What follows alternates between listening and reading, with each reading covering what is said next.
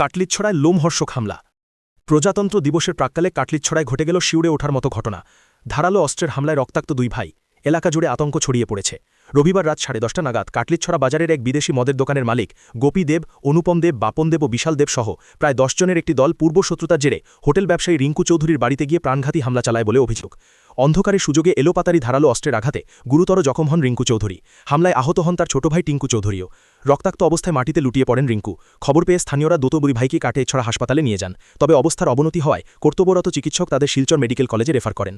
বর্তমানে দুই ভাই চিকিৎসাধীন এবং এখনও পুরোপুরি বিপদমুক্ত নন বলে জানা গেছে। এদিকে ঘটনার পর কাটলিছড়া থানায় টিঙ্কু চৌধুরীর পক্ষ থেকে একটি এজাহার দায়ের করা হয়েছে। পুলিশ তদন্ত শুরু করেছে। প্রজাতন্ত্র দিবসের আগে এমন ভয়ঙ্কর হামলায় কাটলিছড়ায় চরম উত্তেজনা। অভিযুক্তদের দ্রুত গ্রেফতারের দাবিতে ক্ষোভে ফুঁসছে সাধারণ মানুষ। হাইলাকাটলি থেকে পুণ্যজ্যোতি দের রিপোর্ট, ঈশান বাংলা নিউজ, শিলচর। কালকে আমার বাইরে মারার উদ্দেশ্যে গোপীদেব, অনুপম দেব, বিশাল দেব, বাপ্পন দেব আরো লোকে 8-10 জন লইয়া তারা দুটা বোলেরো গাড়ি পেট্রোল অটো একটা নিয়া আমার বাইরে মারার লেগা প্রথম আইয়া আমরা মায়াজিত হোটেলে খবর লইছে। খবর লিয়া দেখছে ভাই দোকানে নাই। গতিকে আমার ভাইয়ের হোটেলে একটা বাংলার টল রিঙ্কু হোটেল আছে, হোটেলে গেছে। এখানেও গিয়ে আমার বাইরে পাইছে না। আমার বাইরে না পাইয়া বাইরে না পাইয়া দোকান ভাঙচুর করছে। বাইক আছিল, বাইক ভাঙচুর করছে। বাইক সুংসুর করিয়া তারা আমরা বাসাতে আইছে। বাসাতে আইয়া দোকানে ভাঙচুরও করছে। এর লগেও দোকানে বেচা কিনি, দোকানে কাজ কামের পয়সা রাখা আসলো প্রায় 50-55 হাজার টাকার মতন আসলো। এগুলো নিয়ে আইছে। তারপরে তারা বাসাতে আইছে।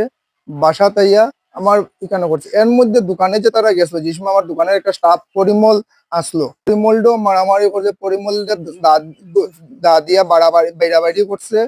তারপরে বাসাতে গিয়ে আমার বাড়ির ঢুকিয়া আমার বাইরে মারার লিগা বাড়ির ঢুকছে আমার বাইরে টানাটানি কইরা বাইরে বার কইরা জানে মারার লিগা দা দিয়া সেদাসেদি করছে। এটা সেদাসেদি করতে সময় আমার মা বৌদি এরা আটকানিতে আইছে। এরা দেখা দেখে এরা লোক অশ্লীল ব্যবহার করছে।